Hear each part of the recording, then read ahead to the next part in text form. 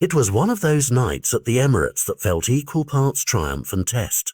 Gabriel Martinelli's sublime 93rd minute finish turned despair into delirium and rescued a point that, on paper, still keeps Arsenal in the conversation. But the scenes that followed were far from pure celebration.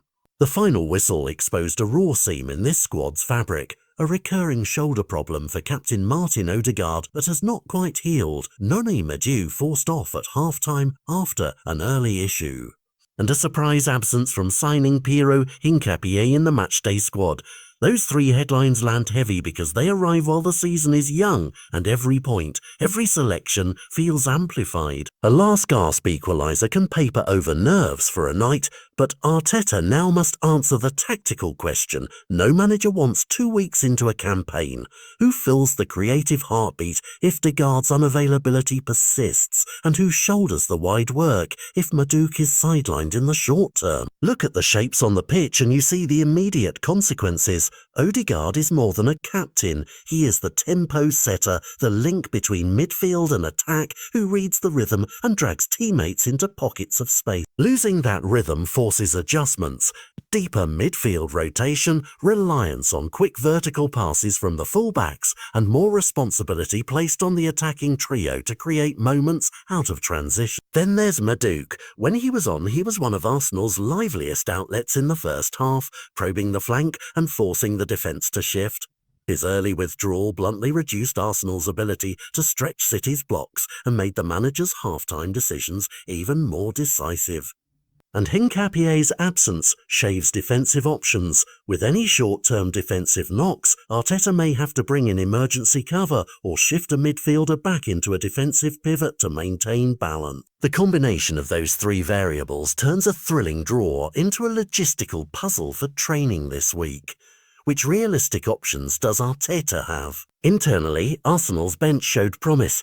Bukayo Saka's return gave both energy and a reliable outlet, and Eberechi's imaginative play helped create the finishing moment. Ayres can offer creativity in Odegaard's absence, but his style is different, more penetrative in short bursts than the metronomic calm Odegaard supplies, so the midfield shape will likely change. Arteta could opt for a double pivot to add solidity and let the front line roam, which would protect the back four if Hincapié remains unavailable, or he could push a full-back higher and ask the wide attackers to cut in more frequently. And those are stopgaps that can work for a game or two, but if any of these injuries prove longer term, the club will need a plan beyond tactical tweaks, rotation across competitions, smart minutes management, and perhaps a more conservative approach to high-risk players until fitness is assured.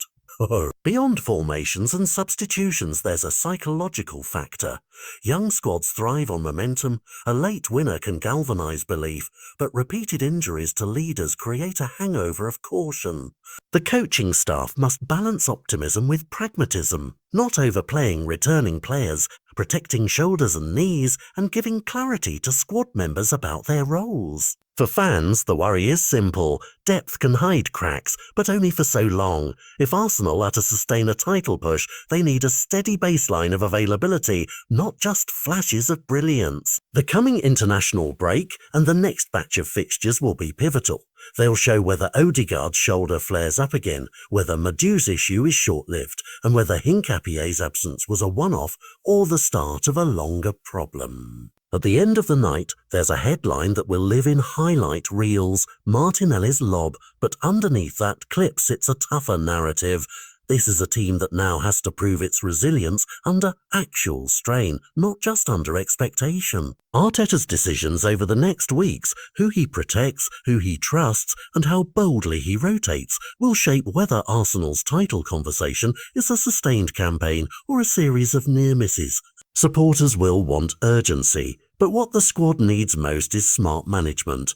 A mixture of tactical flexibility, measured returns, and a bit of luck in the treatment room. The equaliser bought them the point. Now the hard work is turning that momentary drama into consistent availability and results.